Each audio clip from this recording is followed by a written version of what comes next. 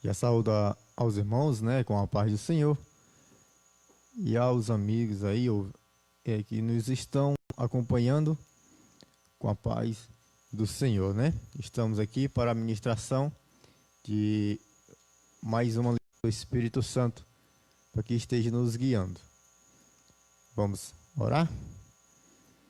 Bendito Deus e amado Pai, neste momento, Senhor, te agradecemos por estarmos aqui reunidos em mais uma noite, ó Pai, em mais um estudo, Senhor, da Tua Palavra, Deus. Te pedimos, Senhor, a direção nesta noite do Teu Espírito Santo, que o Senhor venha falar aos nossos corações, Senhor, iluminar-nos com a Tua Palavra, Deus. Pai amado, ser com cada um de nós, Senhor, em nome do Teu Filho amado Jesus Cristo. Amém. E graças a Deus. Como já foi falado, né, a lição de hoje é a lição de número 4 da nossa revista do segundo trimestre, né? A Igreja Eleita.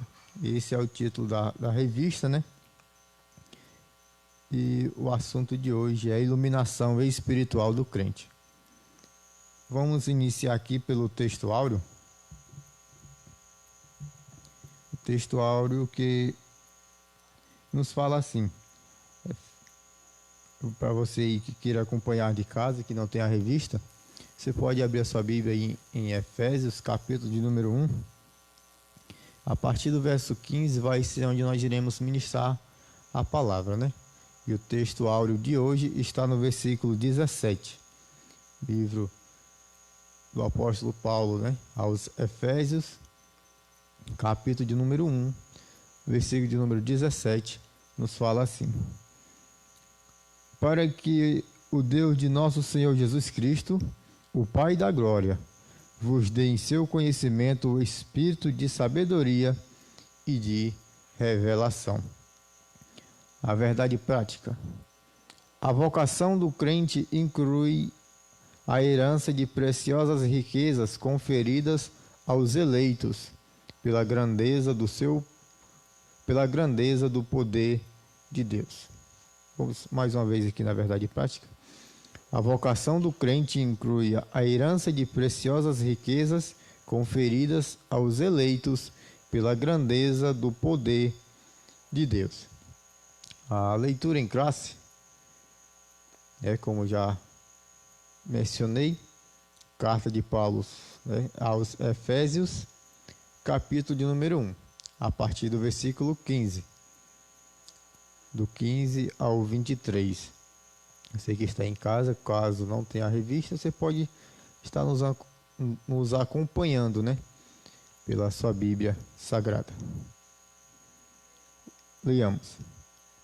Pelo que, ouvindo eu também a fé que em vós há no Senhor Jesus Cristo e vosso amor para com todos os santos, não cesso de dar graças a Deus por vós, lembrando-me de vós nas minhas orações, para que o Deus de nosso Senhor Jesus Cristo, o Pai da glória, vos dê em seu conhecimento o espírito de sabedoria e de revelação, tendo iluminados os olhos do vosso entendimento, para que saibais qual seja a esperança da sua vocação e quais as riquezas da glória da sua herança nos santos.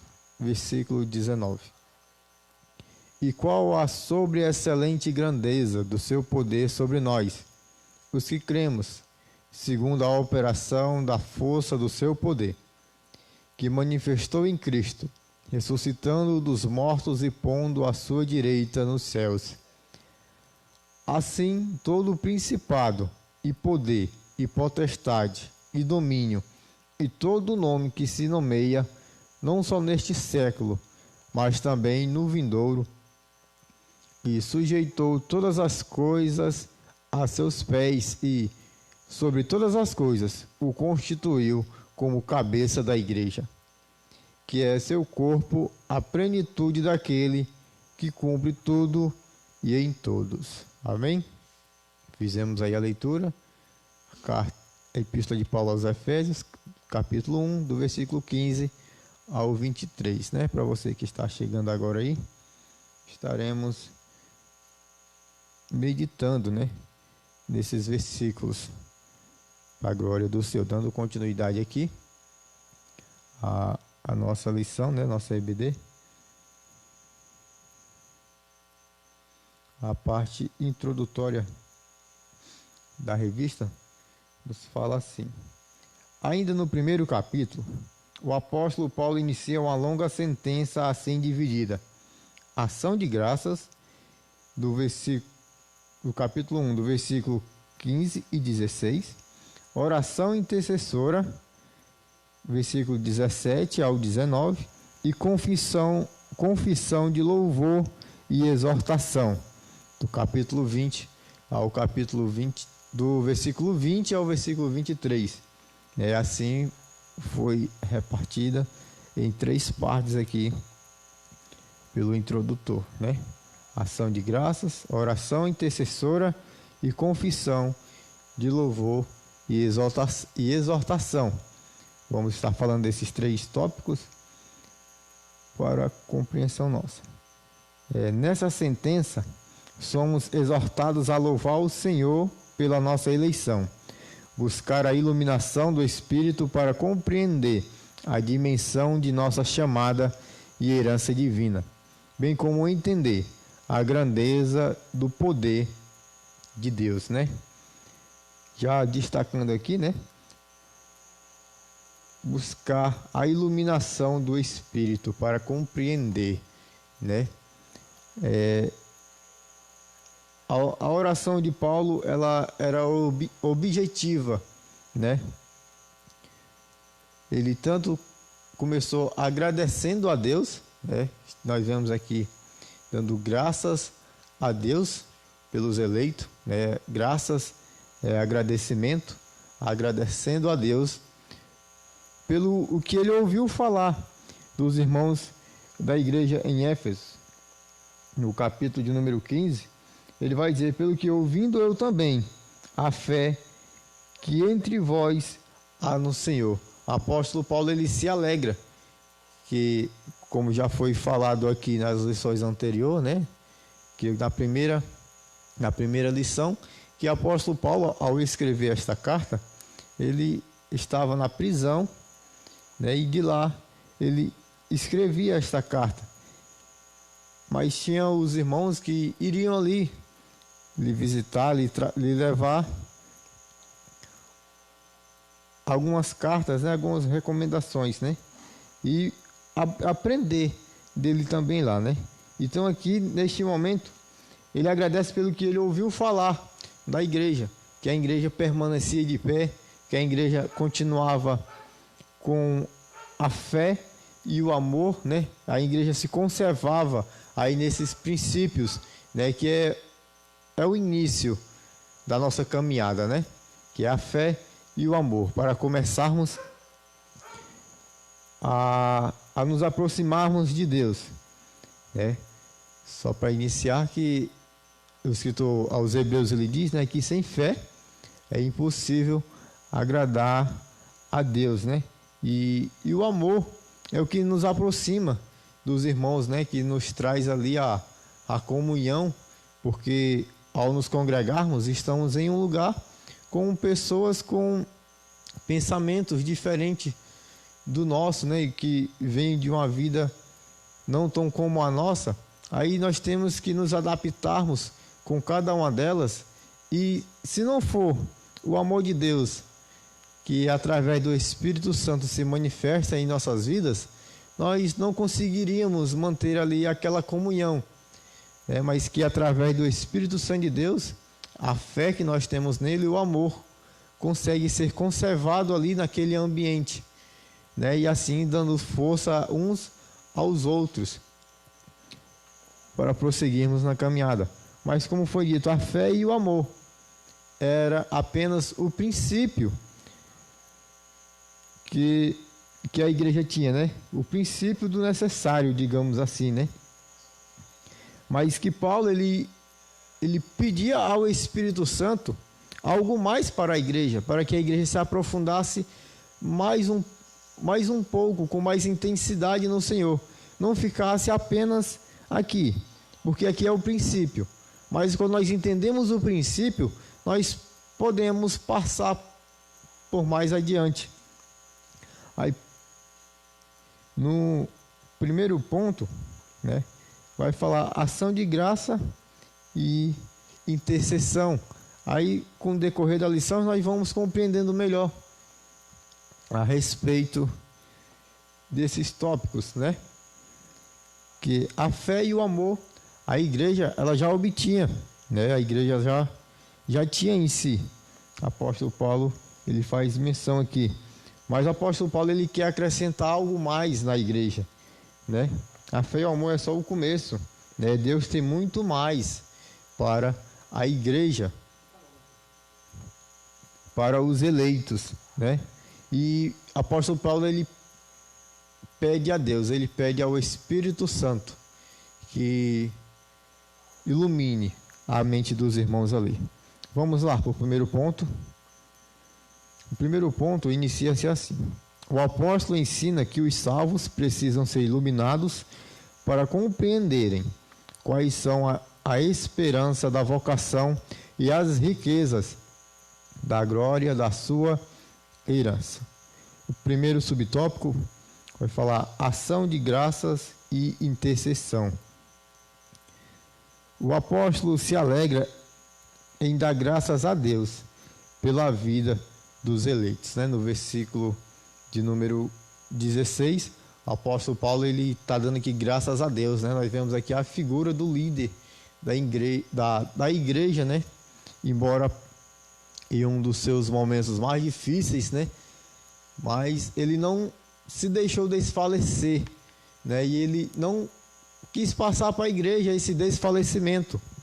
Muito pelo contrário, ele quis exortar o ânimo dos irmãos aqui, né? Ele começa se alegrando em Deus e agradecendo, dando graças a Deus. Porque, por outro lado, na nossa lógica, ao estarmos presos sem ter cometido crime algum, né, considerado por nós, apenas por pregar o evangelho, por falar das grandezas de Deus, nós estarmos ali sendo sentenciados, né, sofrendo ali prisões. Creio que muitos de nós talvez até murmuraríamos, né, em passar uma situação como essa, mas o apóstolo Paulo, ele não se deixa desfalecer. Ele, como o líder da igreja, né, que se o líder se desfalece, com certeza todo o rebanho se desfaleceria também. Mas o apóstolo Paulo, ele não se deixa desfalecer. Ele vem aqui exaltando o ânimo dos irmãos e agradecendo a Deus, a gratidão a Deus. E por todas as bênçãos espirituais recebidas, tais como a eleição, a predestinação, que foi assunto da lição anterior. Caso você não tenha acompanhado, né, depois você pode estar buscando aí no Facebook, até mesmo no YouTube, né? O Ismael aí criou uma conta no YouTube e ao encerrarmos aqui a lição, né, estará lá o vídeo, né? E você pode encontrar lá a ministração do nosso irmão presbítero Pedro Olavo, falando sobre a eleição e a predestinação, né? Procure lá no YouTube, Assembleia de Deus, Buriti 1, que você encontrará. A filiação e o dom do Espírito Santo, né? As bênçãos que acompanham os eleitos, né? A bênção que acompanham aqueles que confessam ao Senhor Jesus Cristo. O Espírito de sabedoria e de revelação, né? O apóstolo Paulo, ele intercede para que seja concedido aos eleitos o Espírito de sabedoria e de revelação. Paulo estava ciente de quão maravilhoso é o Evangelho, mas ao mesmo de quão impossível é alguém perceber a glória dessas boas novas sem ser ensinado por Deus. Que sem a revelação de Deus, né, sem o Espírito Santo, nada nós poderemos compreender a respeito das grandezas de Deus. Porque Deus, até hoje, muitos buscam é uma explicação, digamos assim, que é absoluta a respeito de Deus, mas até que ninguém ainda conseguiu, e creio eu que não conseguirá, compreender Deus na sua totalidade. Mas Deus, ele se deixa revelar através da sua escritura. E como já nós estávamos conversando aqui, né, que é através do Espírito Santo, através da oração, através da busca, né, incessante, que nós conseguimos compreender as coisas de Deus. E o apóstolo Paulo, aqui ele está pedindo a Deus, pelos irmãos, para que os irmãos viessem a compreender. Porque em sua carta aos Coríntios, né, primeira carta do apóstolo Paulo aos Coríntios, lá na Bíblia Pentecostal vai estar lá um estudo falando sobre o homem espiritual e o homem natural. Apóstolo Paulo, no versículo 14 do capítulo 2, vamos ler lá? Peço a você que me acompanhe. Apóstolo Paulo, ele vai estar falando que o homem natural, ele não consegue compreender as coisas do Espírito.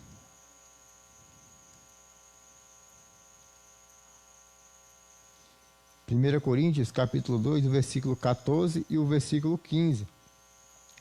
Deixa eu ler aqui para você. O apóstolo Paulo, ele vai falar assim: ora, o homem natural não compreende as coisas do Espírito de Deus, porque lhe parecem loucura, e não pode entendê-las, porque elas se discernem espiritualmente. Mas o que é espiritual discerne bem tudo, e ele de ninguém é discernido. O apóstolo Paulo deixa bem claro: o homem natural não compreende as coisas do Espírito de Deus, porque para ele é loucura. Como ele já bem tinha escrevido aqui, que a sabedoria de Deus, ela é loucura para os homens. Então, como compreender essa sabedoria de Deus se você não tiver achegado a Ele, se não for através do seu Espírito, né? Do Espírito Santo de Deus? Que o homem natural, ele só vai pensar mais nas coisas naturais, né? Ele é governado pelos seus próprios instintos. E nós vemos tanto em Coríntios, como também na carta de Paulo à igreja de Gálatas, né, que o fruto não, digamos assim, que a natureza carnal do homem, ela combate contra o Espírito. Por quê? Porque o que é que a nossa natureza pede? O nosso instinto, ele vem pedir. O que Paulo escreveu no capítulo 3 de 1 Coríntios. Ele diz: irmãos, não pude falar como espirituais, mas como carnais, como a meninos em Cristo. No versículo 3, é isso: porque ainda sois carnais, pois havendo entre vós inveja, contenda e discernações, né? Dissensões, não sois porventura carnais. Porque o nosso instinto carnal, né, a natureza do homem, ela não deixa que a virtude do Espírito se revele em nós. Se você ler lá em Gálatas, no capítulo 5, o apóstolo Paulo, ele vai estar especificando bem mais no capítulo 5, a partir do versículo 19, né, ele vai dizer: porque as obras da carne são manifestas, quais são prostituição, impureza, lascívia, idolatria, feitiçaria, inimizades, porfias, emulações, iras, pelechas, dissensões, heresias, invejas, homicídio, bebedice, glutonarias e coisas semelhantes a estas, né? Estas são as obras da carne, que não deixam com que o Espírito se manifeste em nós. O apóstolo Paulo aqui, ele adverte a igreja de Coríntios, né, no capítulo 3, que eles ainda estão na carne. Por mais que eles tenham experimentado do Espírito, o apóstolo Paulo tendo ensinado a eles as coisas do Espírito, mas que mesmo assim eles vivem ainda em um mundo dividido. eles ainda não fizeram a escolha exata do que eles queriam para si, né? Se seguir a Deus profundamente, ou seguir a Deus, mas continuar com aquelas coisas do mundo, né? Digamos assim, as coisas do sistema mundano, como o apóstolo Paulo, ele bem falou aqui. Então é isso que nos impede de compreendermos as coisas de Deus. Ele fala, o homem natural é governado pelos seus próprios instintos, né? E nossos instintos naturais são esses. Mas a partir do momento em que nós confessamos a Jesus Cristo como nosso único e suficiente Salvador, nós passamos a ser morada sua, passamos a ser casa espiritual. Então o Espírito começa a habitar em nós e nós começamos a compreender o que são as coisas do Espírito. Porque o apóstolo Paulo, ao escrever aos Romanos, no capítulo 8, o versículo 13 e 14, me acompanhe.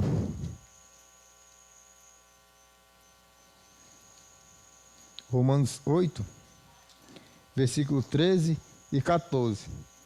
Paulo vai nos falar assim: porque se viverdes segundo a carne, morrereis, mas se pelo Espírito modificardes as obras do corpo, vivereis. Porque todos os que são guiados pelo Espírito de Deus, esses são filhos de Deus.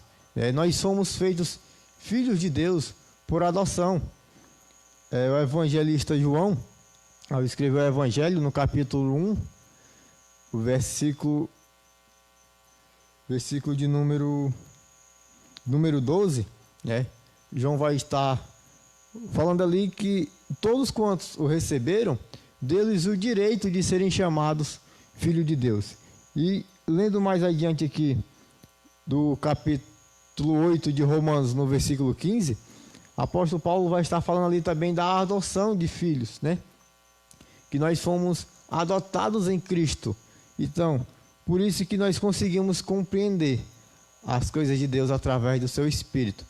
Porque nós estávamos afastados, distante da comunidade, né? Nós não éramos filhos, mas passamos a ser filhos através de Jesus Cristo. Ele diz, é para todo aquele que crê, todo aquele que nele crê, recebe o direito de ser chamado de filho. Então, o filho, ele compreende melhor. O filho, ele já consegue compreender quais são as coisas do pai, né? Quais são o que Deus tem, o que o pai tem para si, né? Dando continuidade aqui, né? De como é impossível alguém perceber a glória dessas boas novas sem ser ensinado por Deus, né? Ele está dizendo que o autor da revista que é impossível. Ele diz, o apóstolo Paulo já bem sabia disso, e todos nós sabemos disso, que é impossível o homem no seu natural compreender as coisas de Deus. É por isso que nós precisamos, né, e que nós temos que buscar a Deus em espírito para compreendermos as dádivas de Deus, né? E prosseguindo mais adiante, o segundo subtópico, né? Ele também separou aqui 3 pontos a ser falado, né? Que Deus chamou pessoas no passado, no presente e no futuro, né? Ele vai iniciar falando assim: em sua petição a Deus, Paulo intercede para que o Espírito Santo ilumine os crentes a fim de saberem qual seja a esperança da sua vocação, né? Aí aqui ele separou aqui alguns versículos, né, que nós vamos estar lendo aqui. 2 Timóteo, capítulo 1, no versículo 9. 2 Timóteo 1 e 9.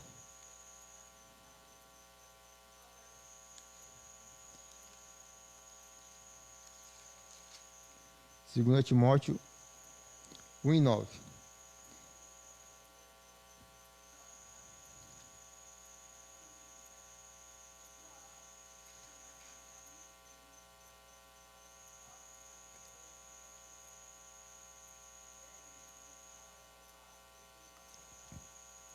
Perdão aqui, errei aqui anotação do versículo.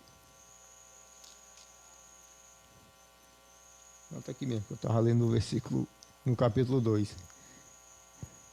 Que nos salvou e chamou com uma santa vocação, não segundo as vossas obras, mas segundo o seu próprio propósito e graça que nos foi dada em Cristo antes dos tempos dos séculos, né?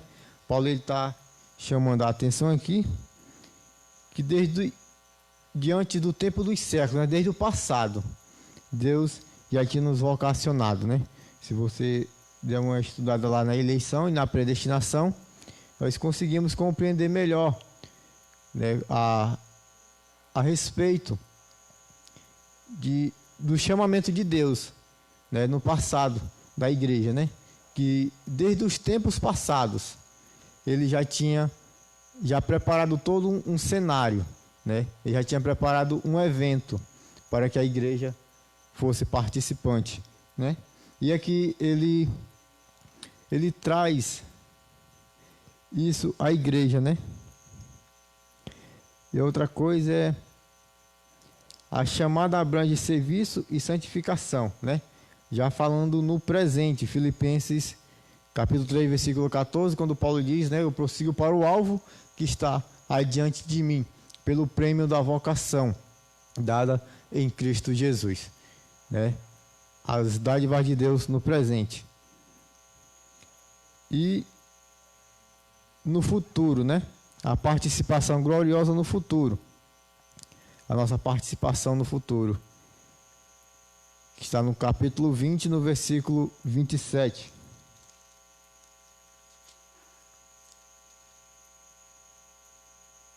Fala assim: para apresentar a si mesmo igreja gloriosa, sem mácula nem ruga, nem coisa semelhante, mas santa e irrepreensível, né? Aqui nós vemos que desde os tempos passados, Deus já tinha um plano, né, de salvação para nossas vidas. No presente, o apóstolo Paulo ele vai falar, né, que eu prossigo para o alvo, pelo prêmio da vocação.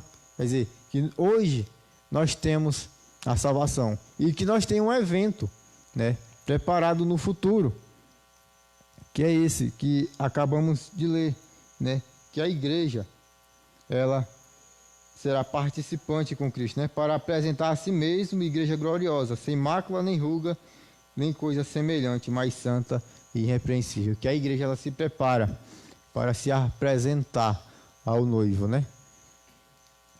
Então, essas são a esperança que Paulo ele quer trazer para a igreja, né? Ele quer dizer que vocês tenham esperança nisso, que Deus ele estava salvando no passado, Deus ele salva no presente e Deus tem algo preparado para nós no futuro. E as riquezas da glória da sua herança, né? Nós vemos Cristo ele firmando ali um Novo Testamento, porque o que é a herança, né? Herança nós entendemos que é todo o bem deixado por alguém, né? Normalmente quando o chefe da família ele é cometido de alguma enfermidade ou quando ele chega a uma determinada idade, ele já prepara ali o seu testamento para quem ele vai designar a sua herança. Já coloca ali que coisa tal será para seu filho, outro será para sua filha e assim por diante, né? Nós vemos aí testemunho de gente que deixa herança até para animais, né? Falando de herança, é os bens que são deixados, né?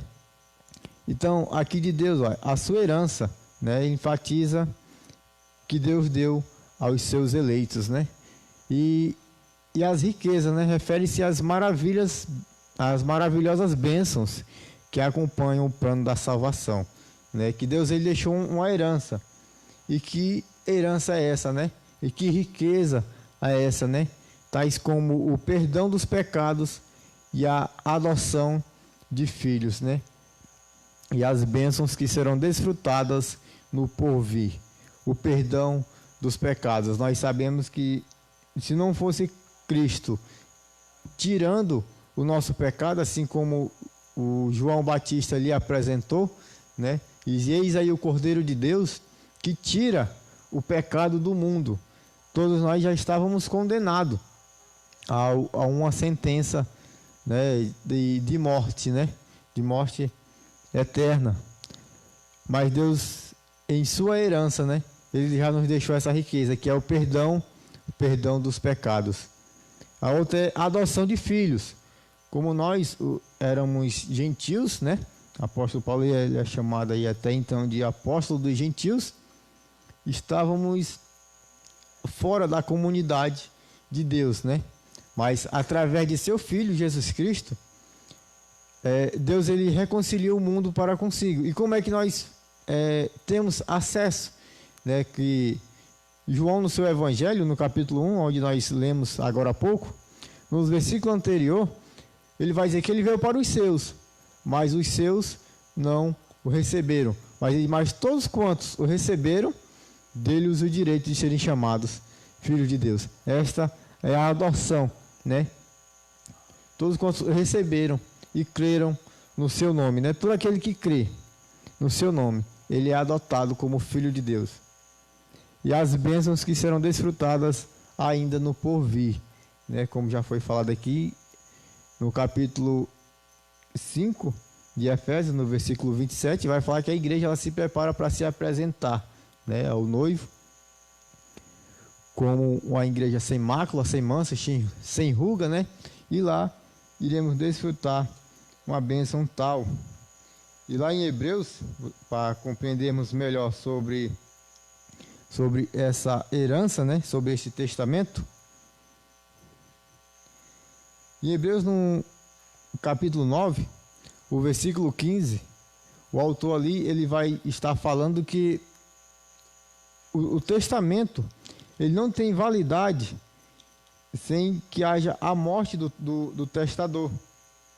Porque o Antigo Testamento, ele vai dizer que teve que ser selado com sangue de animal. Aí no capítulo 9, ele vai estar tratando, ele vai trazer aqui a figura do Antigo Testamento e vai trazer aqui para o Novo Testamento. Ele vai dizer que as coisas do Antigo Testamento eram a sombra do que Deus preparou no Novo. Por isso é mediador de um Novo Testamento, para que, intervindo a morte para a remissão das transgressões que havia debaixo do Primeiro Testamento, os chamados recebam a promessa da herança eterna, né?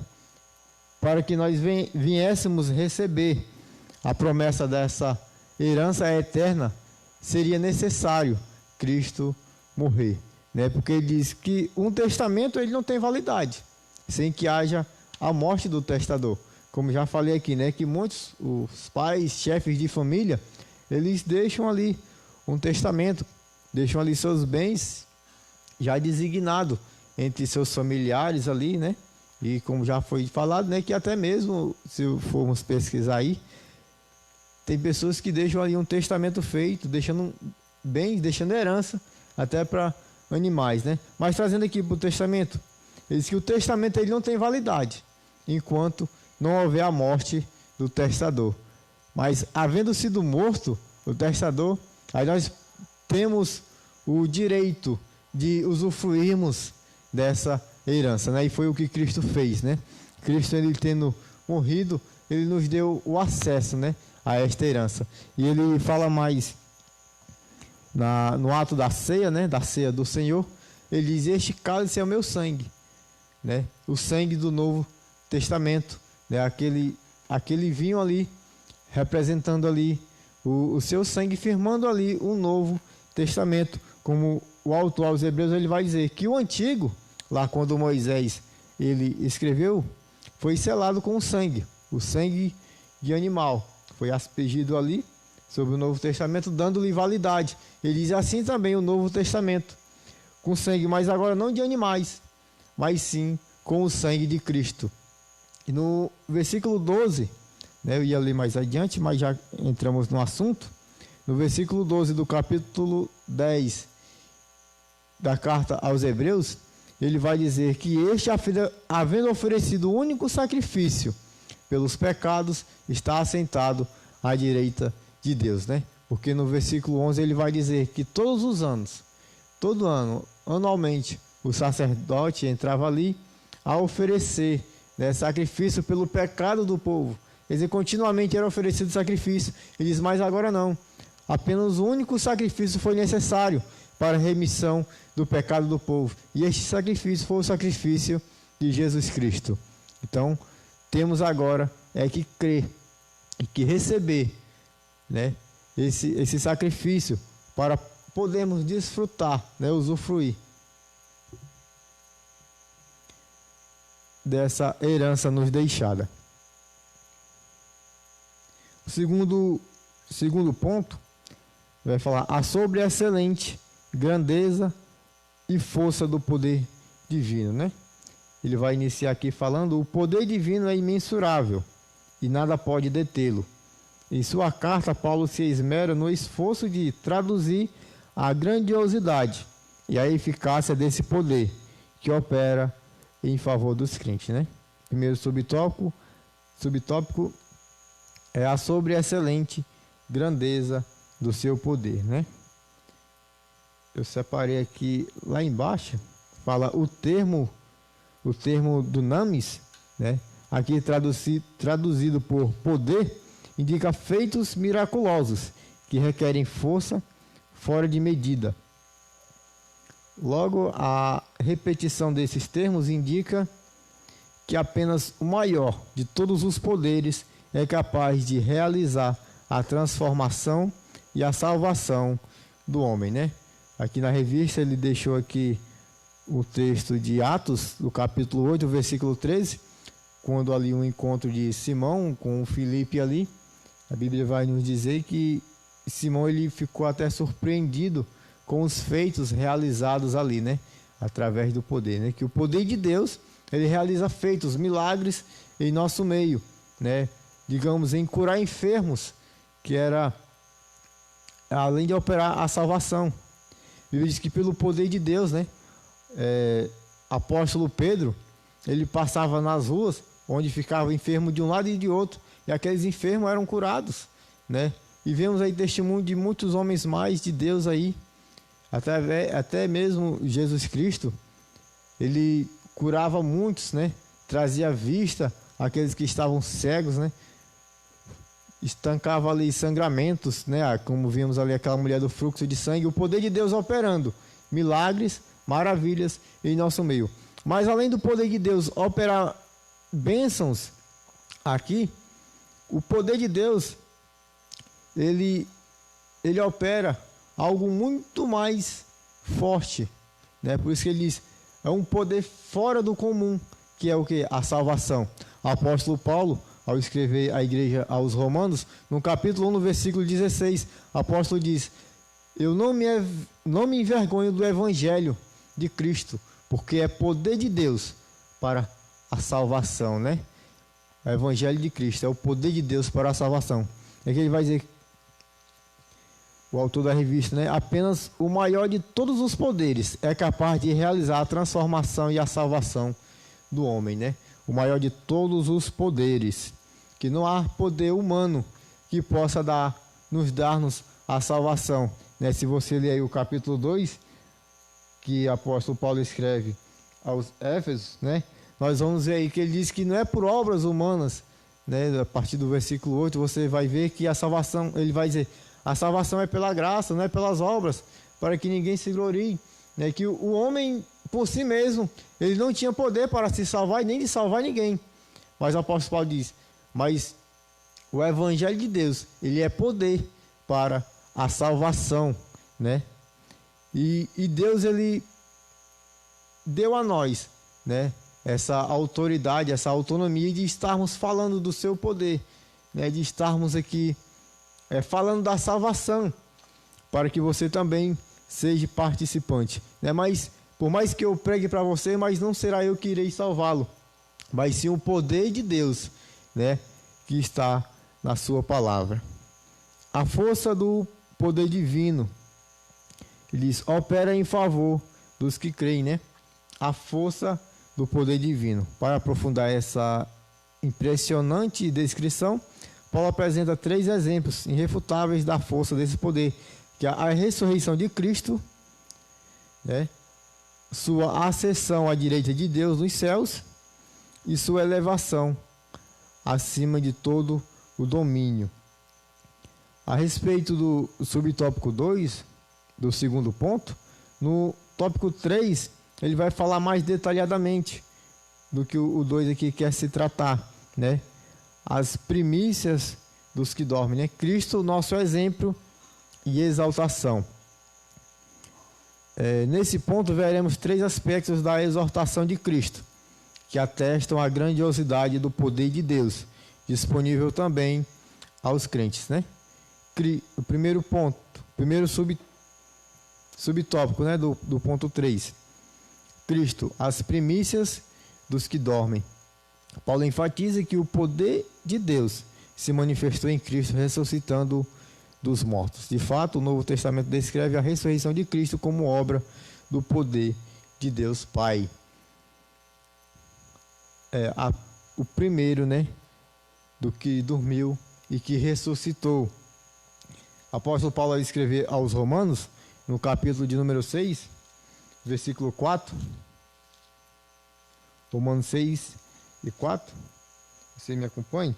Diz: de sorte que fomos sepultados com ele, pelo batismo na morte, para que, como Cristo ressuscitou dos mortos pela glória do Pai, assim andemos também em novidade de vida.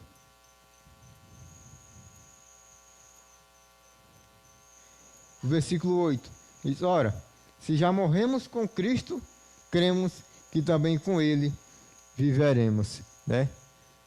Cristo, ele morreu e ressuscitou. Então, se nós cremos nisso, que Cristo morreu e ressuscitou, nós também desfrutaremos deste mesmo exemplo, né? Que ele diz aqui, o nosso exemplo de exortação. E Cristo, ele fez primeiro para nos dar exemplo do que nós iríamos usufruir logo a seguir, né? Que assim como ele ressuscitou, nós também ressuscitaremos naquele grande dia, né?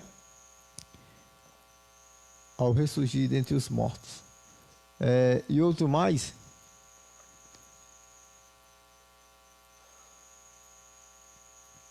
o segundo que ele deixa aqui, além da ressurreição, é a elevação à direita de Deus, né?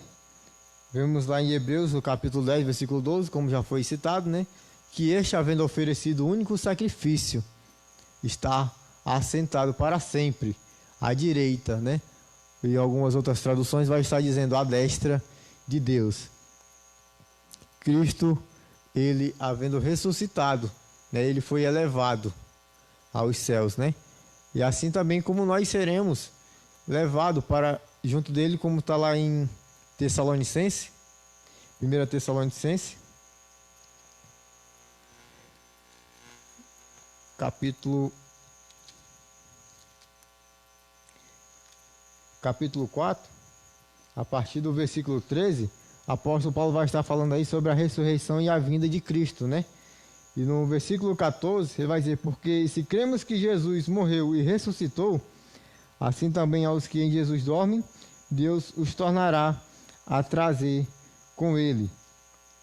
E no versículo 16 diz: porque o mesmo Senhor descerá do céu com alarido e com voz de arcanjo e com a trombeta de Deus, e os que morreram em Cristo ressuscitarão primeiro. Ele diz: depois nós, os que ficarmos vivos, seremos arrebatados juntamente com ele nas nuvens. Assim como Cristo, ele ressuscitou e subiu aos céus, assim nós também, né? Ele nos tornará, né?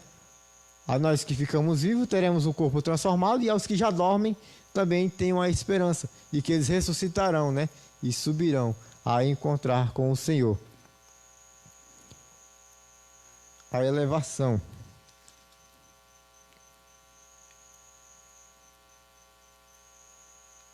E aqui ele vai falar que Cristo é exaltado sobremaneira, né? Nesse ponto, Paulo ensina que o poder de Deus exaltou Cristo acima de todo o principado e poder e potestade e domínio, e de todo nome que se nomeia. Significa que ele foi exaltado acima de toda a eminência do bem e do mal, e de todo título que se possa conferir nessa era e também no porvir. né, que Cristo ele foi exaltado sobre tudo e sobre todos. Ele fala lá em Mateus, capítulo 28, né, que todo poder me é dado no céu e na terra, né? Todo poder foi dado a Cristo. Então, Cristo ele é exaltado sobremaneira o seu poder. No versículo 21 aqui, do capítulo ao qual nós estamos acompanhando, ele diz: acima de todo principado, e poder, e potestade, e domínio, e de todo nome que se nomeia, não só neste século, mas também no vindouro. Ele está dizendo, não há outro nome acima do nome de Cristo, não há outro. Que ele foi exaltado sobre maneira, né? E isso significa que nenhum poder pode prevalecer contra a igreja do Senhor. Mateus 16, né, capítulo 16, versículo 18, quando Jesus ele descreve ali, né, que ele diz que sobre esta pedra eu edificarei a minha igreja, e as portas do inferno não prevalecerão contra ela, porque todo poder, todo domínio de toda potestade, do bem e do mal, quem tem é Deus. Então, ele é quem tem o controle de tudo e de todos, e nada acontece sem sua vontade ou sem sua permissão, né? Que nada acontece sem a sua permissão. Ontem eu fui interrogado, o cara estava bebendo perto lá de casa, e quando eu passei ele me parou, né? Nós tínhamos ido ali entregar os alimentos, e ele me perguntando: irmão, me responda uma coisa, que esse coronavírus é castigo de Deus, né, para a humanidade? É castigo de Deus para o homem, né? Aí eu deixei ele falar e até tentar responder aquele homem, né? Por devido a ele estar tão embriagado, ele não deixava espaço para que eu falasse, então deixei ele falar à vontade. Então, aí o rapaz se levanta aqui ao meu lado e lhe responde. Ele diz: olha, isso aí não é mais do que coisa do homem mesmo. É o homem ele que causa prejuízo a si mesmo. Aí ele diz: mas irmão, não é a mão de Deus castigando o homem pelo homem ser ruim? Eu disse: não. Deus ele permite que determinadas coisas aconteçam, né? Para que o homem ele venha reconhecer qual é a grandeza de Deus, e para que se cumpra também as profecias, o que Jesus ele falou. Ele disse que tudo isso iria acontecer, mas ele diz: olha, não se atemorize não, porque é necessário que isso aconteça, né? Então não é Deus que está causando, né? Não é a vontade de Deus ali em castigar o homem, em condenar a humanidade, em matar todos com o coronavírus. Não. Não é Deus quem trouxe isso, né? Isso é mais causado pelos feitos do homem, a obra do homem, que ainda são mais sobre a terra. Mas Deus ele permite que isso aconteça, né? Mas ele deixa o remanescente, ele deixa os seus escolhidos aqui para direcionar o povo para o escape. Ele diz: assim como a serpente foi levantada no deserto, assim importa também que o Filho do Homem seja levantado, para que nos momentos de adversidade, nos momentos de aflição, quando nós estivermos perto da morte, nós olhemos para Ele e sejamos curados e tenhamos a vida, né? Então aqui eu encerro a lição de hoje com esta palavra, né? Que apóstolo Paulo, ele pedindo a Deus a iluminação, né? Que Deus viesse iluminar a mente dos irmãos ali, o coração dos irmãos para as grandezas de Deus, trazer esperança da vocação, né? Que nós não somos chamados apenas por ser chamados, né? Nós fomos chamados com um propósito, e propósito esse que Deus quer realizar em nossa vida, mas não só na nossa que já estamos aqui, mas também na vida daqueles que ainda estão aí e que precisam reconhecer, acreditar, né? Você também fará parte, né? Assim você permita que Deus ele trabalhe na sua vida, né? E para encerrar aqui, a soberania de Deus, ela toma o controle de tudo e de todos, né? E é sobre tudo e sobre todos, sobre todo o principado, potestade, o bem e o mal, né? E tem o poder, como Ana, lá em 1 Samuel, né, no capítulo 2, ela descreve, ela diz que o Senhor é quem tem o poder para exaltar e para abater, ele dá a vida e tira, né? Ele sara e ele fere, todo o poder quem tem é Deus, né? E foi manifestado em seu Filho, Jesus Cristo. Então aqui encerra esta lição de hoje, né? Espero que tenha ficado entendido. E a próxima lição, né? Que é libertas do pecado para uma nova vida em Cristo, né? Se Deus nos permitir, estaremos aqui novamente, né, a ministrar. A vontade nossa é estarmos no templo, né, na congregação, juntos, reunidos com os irmãos, né? Além de transmitirmos pelo Facebook, também queremos estar com os irmãos reunidos, né? Mas só se for permitido, né? E quinta-feira, né, temos aqui nosso culto de ensinamento, nosso culto de doutrina. O nosso supervisor, o presbítero Mário, né, estará a ministrar a palavra de Deus, né? E os irmãos aí, né, compartilhem os vídeos para que mais pessoas sejam aí alcançadas, né, pela palavra de Deus. Acompanhe aí no YouTube também, né, que após o encerramento aqui o vídeo irá para lá e lá também você pode estar baixando e compartilhando. Amém? Vamos orar encerrando a lição? Chama aqui nós oremos em nome de Jesus. Bendito Deus e amado Pai, neste momento, Senhor, entregamos nossas vidas em Tuas mãos, Senhor. Nos despede em paz aos nossos lares, ó Pai. Abençoa os lares dos nossos irmãos, ó Pai, que estão aí em seus lares, reunidos com suas famílias, a ouvir, a aprender, Senhor, da Tua palavra. Deus amado, Pai Santo, ser com cada um de nós, Senhor, ilumina nossa mente, ó Pai. Nos revela as grandezas do Senhor, Pai. Em nome do Teu Filho amado Jesus Cristo, amém. E graças a Deus. E uma boa noite a todos.